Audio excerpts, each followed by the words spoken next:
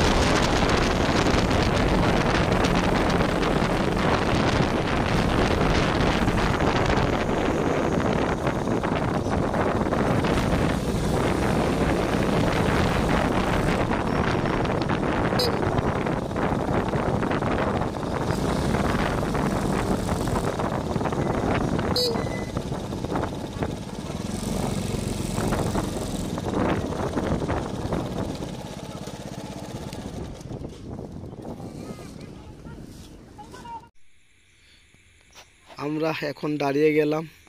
সারাদিন গাড়ি চালিয়ে আমাদের একটু শরীরে যে একটু ক্লান্তি, ওই ক্লান্তি দূর করার জন্য আমরা একটু ডাব খেতে দাঁড়িয়ে গেলাম। আর তারপরে বিহার চাচারামে আমরা একটু রুম নিয়ে নিলাম, মানে এখানে আমাদের একটু স্টে হবে আজকে রাত্রিরে।